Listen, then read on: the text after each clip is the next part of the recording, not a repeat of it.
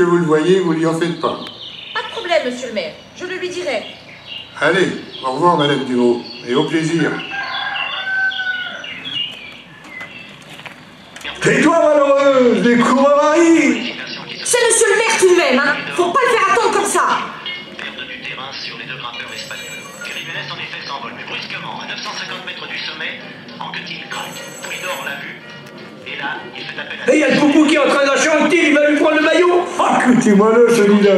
Naturel, mon bonhomme. Il est trop fort, le Normand. Oui, ben, qu'est-ce que je lui dis au Charles, à monsieur le maire? Qu'il attende, on ira le voir dès l'arrivée de l'État. C'est pas possible, ça, hein. Polydor donc troisième à 57 secondes, qui conserve ainsi toutes ses chances, puisqu'il est remonté à 14 secondes au classement général de Jacques Anquetil. Lui aussi termine exténué, mais là on attendait Jacques Anquetil. Eh bien non, c'est l'Italien Adorni qui termine à 1 minute 30 secondes de Jiménez. C'est 1 minute 30 en concédé en moins de 3 km.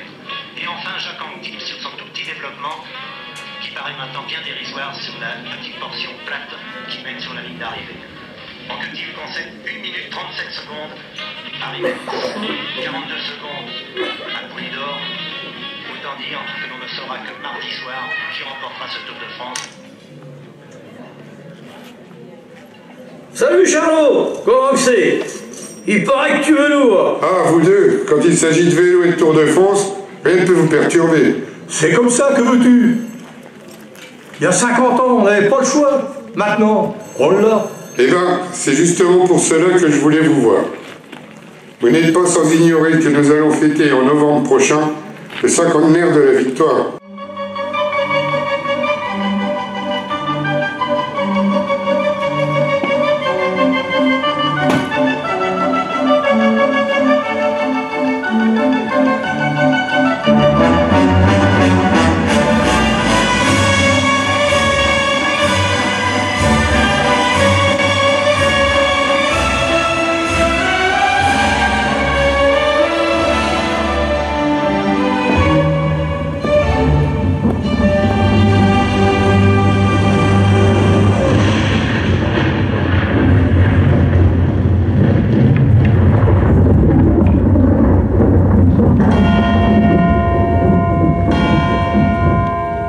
On a eu du mal à le croire. À qui le dis-tu?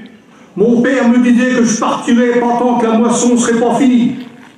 Peuvent pas attendre les boches, qu'il disait. Sacré Jules, va.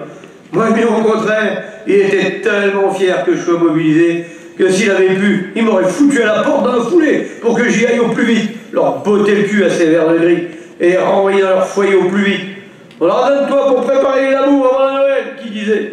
Alors plus vite tu partiras, plus vite tu reviendras. Le pauvre Jean-François, ça ne m'étonne pas de lui. Il ne pouvait pas si bien dire. De quel Noël il parlait?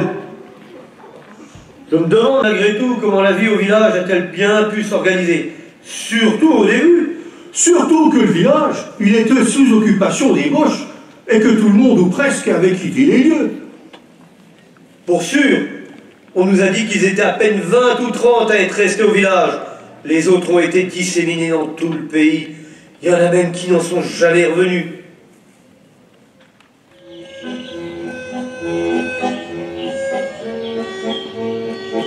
Bonjour, Dame Ablon. Bonjour, Marie-Léonie. T'as des nouvelles de ton Arthur depuis qu'il est parti? Bah non, toujours pas. Et je sais même pas où il est. Ça fait combien de temps déjà? Bah un peu plus d'1 an. Ça commence à faire long. La mère Richard, elle a déjà reçu une lettre de son androphile, elle. Il est à Beauvais qu'elle a dit. Je sais même pas où c'est, moi. Il dit que ça va et qu'ils vont pas tarder à attaquer une base Boche.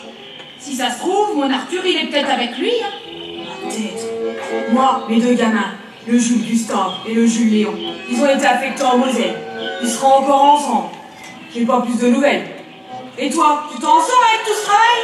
Oh bah faut bien, hein. De toute façon, j'ai pas le choix, ma chère Marie-Célina.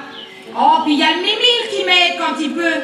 Il est plus bienveillant, peut-être, mais ce qu'il fait, il le fait quand même et ça me soulage un peu. Et puis, il faut lui donner assez de carburant pour qu'il tienne la journée, le bougre. Ah ça, tu l'as dit. Il avale plus dans une journée que mon troupeau de 3 vaches. Regarde-moi-le, il ferait presque pitié. Mimile, viens donc voir ici. Tu peux m'emmener cette brouette dans l'écurie, j'en ai besoin pour monter les bêtes. Merci.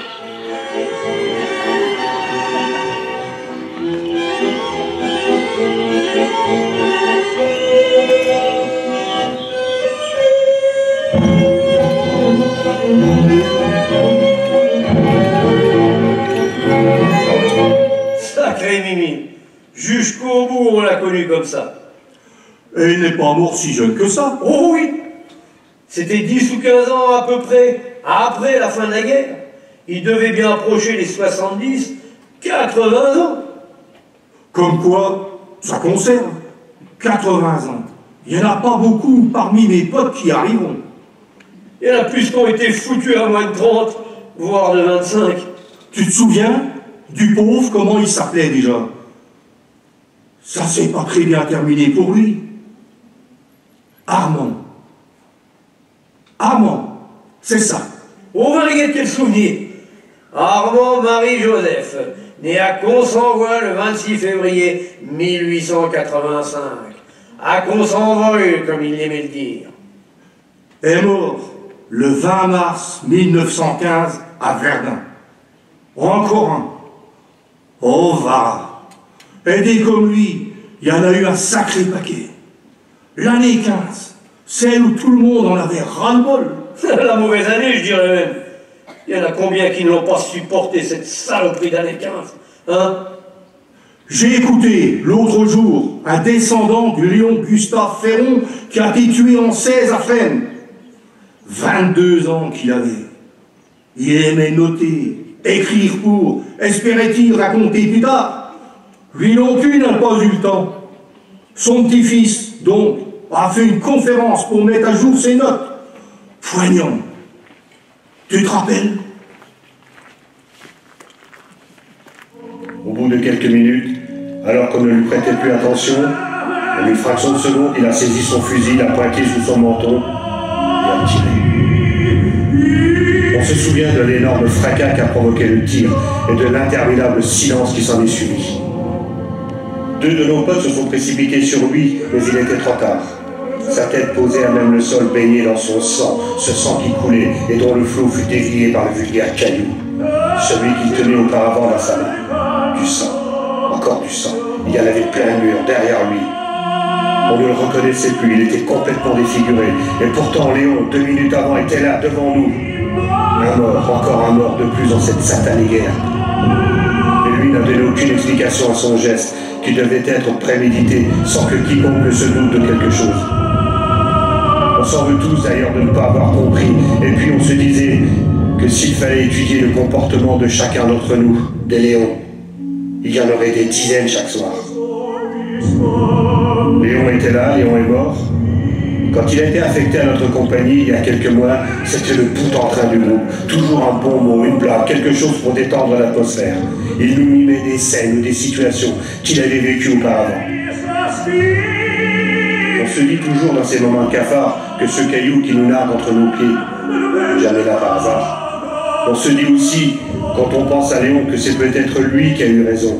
Après tout, c'est lui qui a choisi d'arrêter cette satanée guerre. Lui qui connaissait la fin de sa guerre. Nous, on n'en sait rien. Il y en a même parmi nous qui doivent souhaiter un jour trouver un caillou, même petit, mais en trouver un. Pour cela, caillou ou pas, leur décision est prise. Je me souviens du François qu'on a dépendu d'un arbre un matin lors de la relève de la garde, ou bien encore de Roland qui a profité du casse-cou pour se tailler les veines. Comme il était parti au vomissoir, on ne lui a pas prêté attention. On l'a découvert un peu trop tard. Sans évidemment parler de ceux qui ont valé n'importe quoi, poudre, objets divers, et qui se sont roulés sur les flaques d'eau, buvant à pleine gorgée, sachant pertinemment que cette eau, c'était un poison.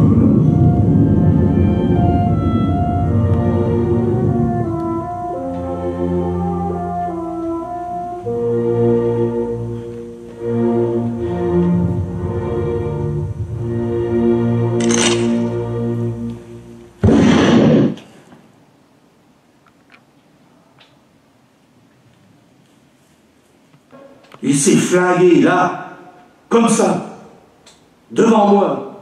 Je n'ai rien pu faire. Mais que veux-tu? Et Joseph, celui du Tarn, pareil. Et combien d'autres comme ça? T'imagines, quand il a fallu annoncer ça aux familles?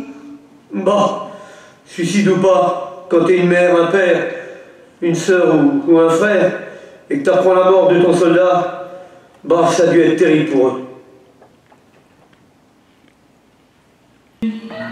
Justine? Oui? Je peux te parler, s'il te plaît? Bah vas-y, je t'écoute. Non, pas ici. Entrons si tu le veux bien. Qu'est-ce qu'il y a d'arrivé?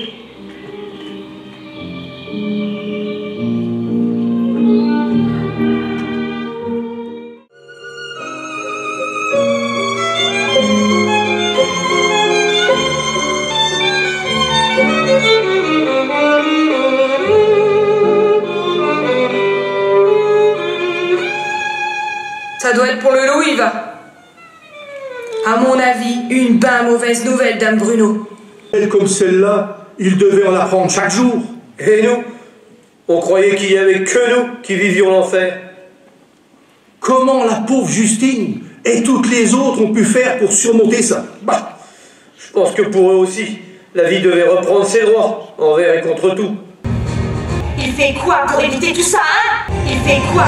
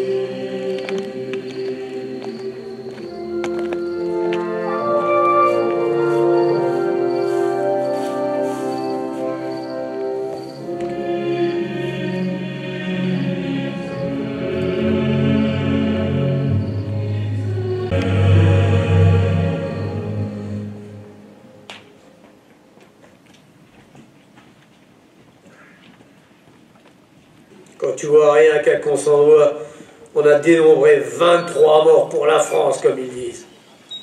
Et sans compter les blessés, comme l'aimable Chalot, le Mémile Pia ou Louis Platel, par exemple.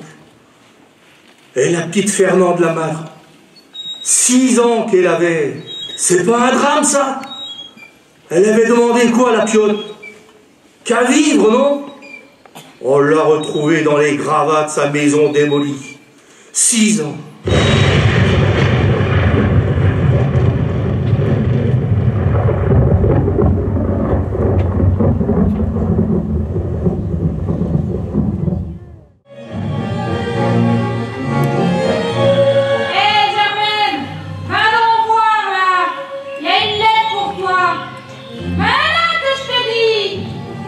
Ça se trouve, c'est son grand-père qui est... Je ne voudrais pas tout de même, le Bobby.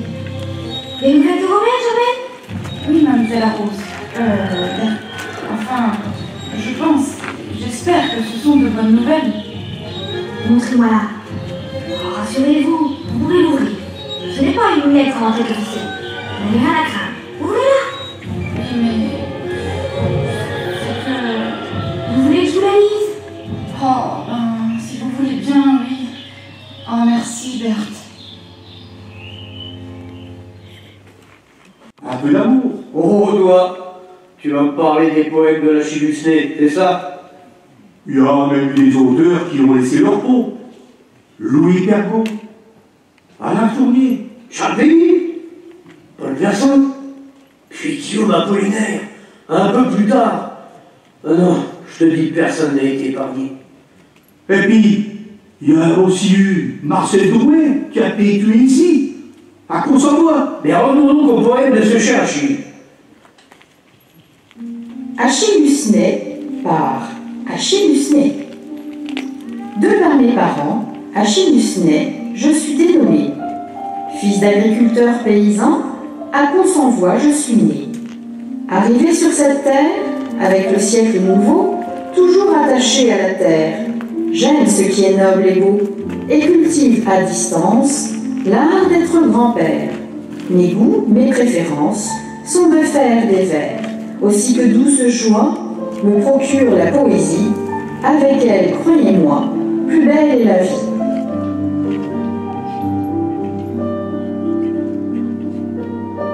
Rêverie de Marcel Drouet. Le soir glisse avec le silence, parmi les temps glacés de lune, les reins plongent en cadence, le soir glisse avec le silence, les roses meurent une à une. La barque de songe est passée entre les cygnes endormis, voici monter les fleurs lassées, la barque de songe est passée et son sillage à l'infini. Les rames s'égouttent dans l'eau et la barque flotte, immobile, parmi la plainte des roseaux. Les rames s'égouttent dans l'eau où fuit la naïade subtile. Penchant leur double et frêle image, au lac profond comme un miroir, voici dans l'ombre du rivage, penchant leur double et frêle image, fleurir le silence et le soir. Papa, comme tu me manques, ça fait 7 ans que t'es parti et je me suis pas encore fait. Tu me manques. Tu m'as même pas laissé finir mon adolescence. Tes coups de gueule me manquent, ta sévérité me manque, tes remontrances me manquent, tes punitions, coups de pied au cul et coups de ceinturon me manquent, tes avis et conseils aussi. C'est con, mais c'est comme ça. Avant de venir ici, quand je me peignais, je pensais à toi. Je tirais mes cheveux bien en arrière. Et pour les faire tenir, j'imitais cette mixture grasse que tu nous fabriquais. Quand avant chaque repas, je me lavais les mains en me brossant les ongles, je pensais aussi à toi. Et si tu me voyais en ce moment, tu me gronderais. J'entendrais certainement le « Allez, file au bac !» Bah, je dis ça, mais je suis sûr que tu comprendrais et que tu me pardonnerais de ne pas être très présentable. Et aussi, excuse-moi, cher papa, depuis plusieurs jours, j'ai pas vraiment pensé à dire « Bonjour, monsieur » à chaque fois que j'en ai vu un. Tu me pardonnes, hein? Dis, sacré papa, je remets.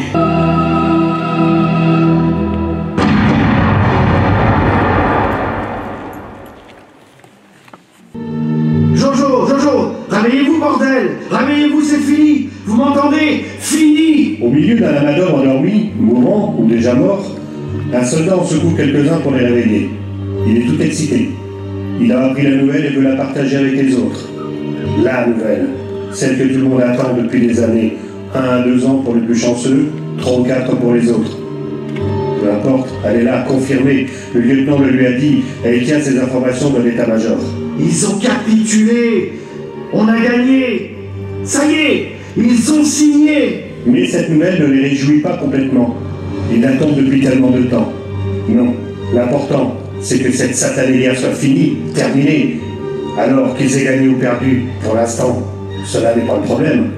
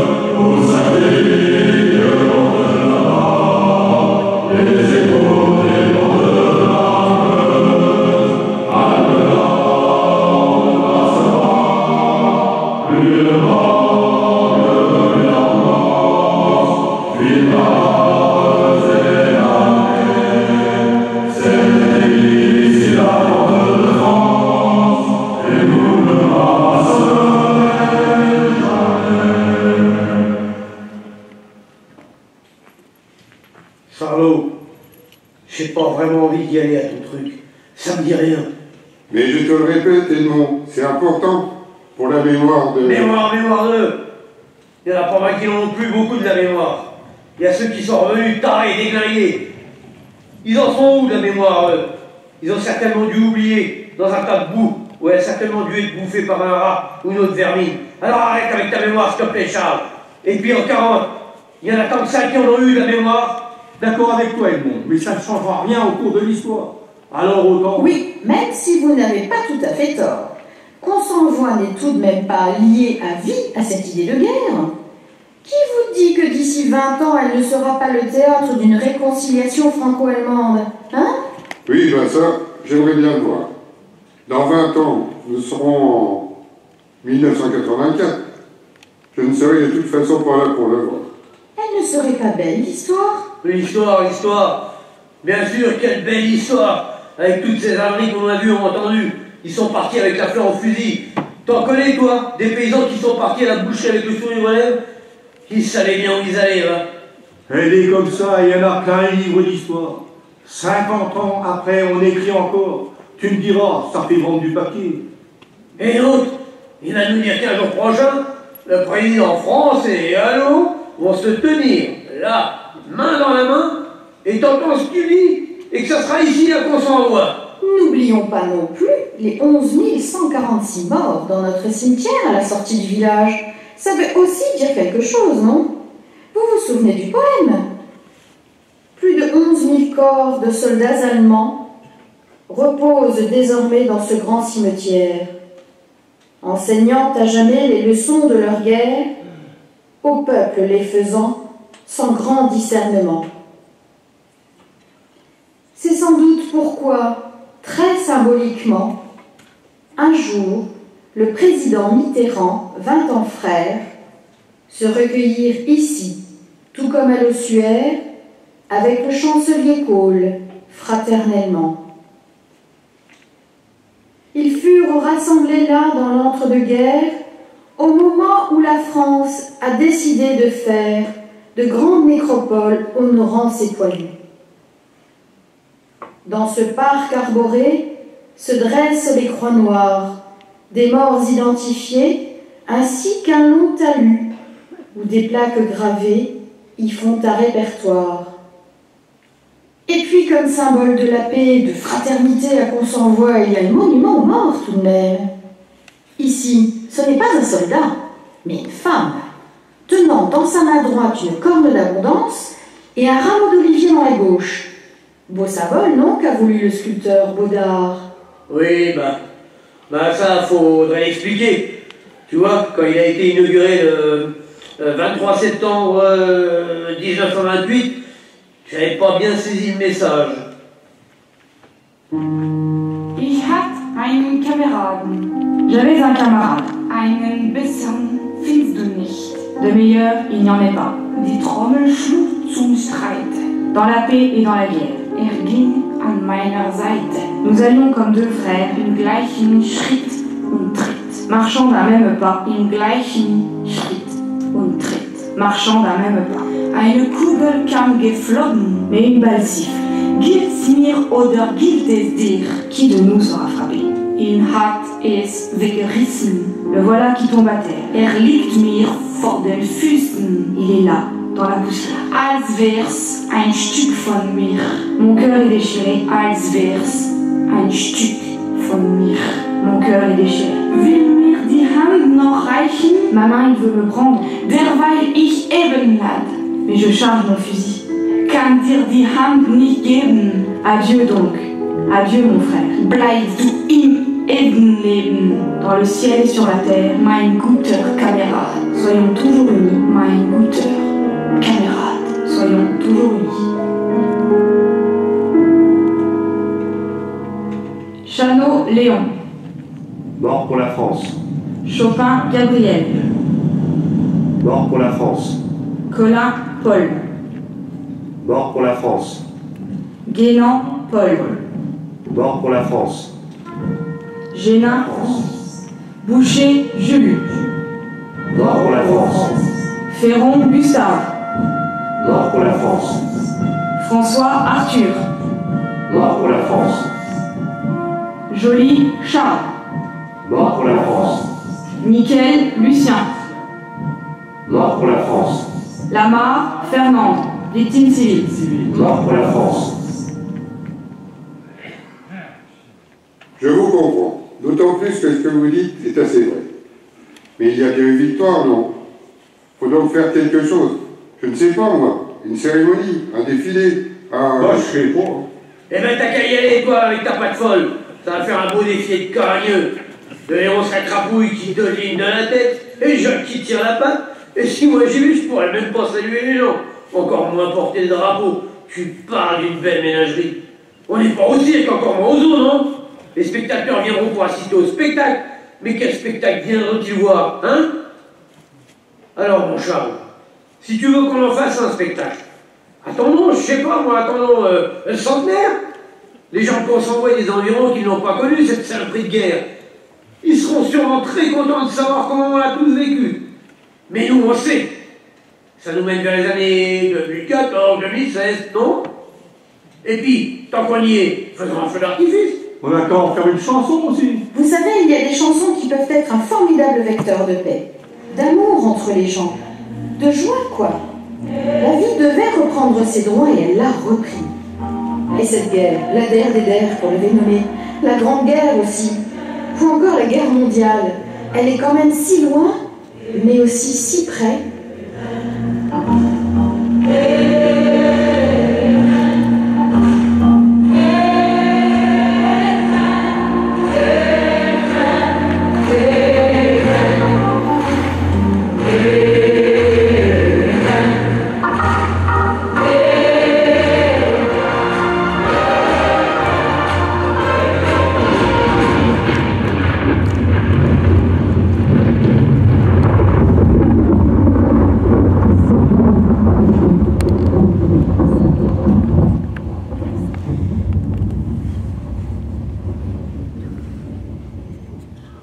L'autre jour, en revenant du marché, j'ai croisé 3 gars qui marchaient. Et moi, pour les voir passer, sur le petit chemin, je me suis caché, pour point qu'ils voient mes yeux mouillés. Sur la route, 3 gars passaient. Bien sûr, je les connaissais. Il y avait le Martin, et le Guilu, le cadet des lutins. Si vous aviez vu comme ils étaient bio. Mais à 20 ans, on est toujours bio. Quand il s'agit de son duo, il riait, il criait, il parlait fort haut. Mais moi, je savais bien qu'ils avaient le cœur gros. Dame, ses parrains, quitter sa mère, surtout pour aller faire la guerre. Ils étaient partis, l'âme toute nue, avec dans la tête des grands mots creux, qu'on avait fait exprès pour eux. Il n'y a que mon petit gars qui n'est pas revenu. Sûr, ça m'a foutu un coup. Quand mère est venue vers les 7 heures me dire comme ça d'un seul coup qu'il était mort au champ d'honneur. Pourquoi qu'il me l'avait pris pour me mettre dans ce champ-là? Comme si tous les champs de notre pays n'étaient pas plus beaux que celui-là. Il n'est pas un gars vigoureux ou fort pour vivre ou travailler là. Et pour en faire des héros morts. Mon gars, il aimait bien cette terre. C'est peut-être pour ça qu'on l'a mis dedans, sous une grosse pierre au petit cimetière. Avec le pays reconnaissant. Et c'est comme ça dans tous les pays. Il faut massacrer nos petits. Et aux mères, ils disent simplement « Votre pays reconnaissant ». Ah, j'ouvre une parenthèse. Actuellement, en Orient, en Occident, partout et à chaque heure. Il y en a des mamans qui pleurent. Il y en a pourtant ces vieux dimanches, au comice ou à l'assemblée, quand nos filles en robe blanche dansent avec nos gars bien peignés. C'est un petit bonheur qui s'explique point par de grands mots. De la bourrée ou du disco, ça vaut mieux qu'un clairon d'honneur. C'est ce bonheur-là qu'on veut. Avoir nos gars quand on est vieux. Et point s'agenouiller tout tremblant sur un petit morceau de marbre tout blanc. Ah, si tous les pays du monde pouvaient relever toutes leurs tombes, celle d'hier, celle de demain, sûr qu'ensemble on se prendrait la main. Ils recommenceraient les doux dimanches, elles valseraient les robes blanches. Et moi, je me serais point caché quand les trois gars sont passés pour pleurer sans retenue. Mon pauvre petit gars qui n'est pas revenu.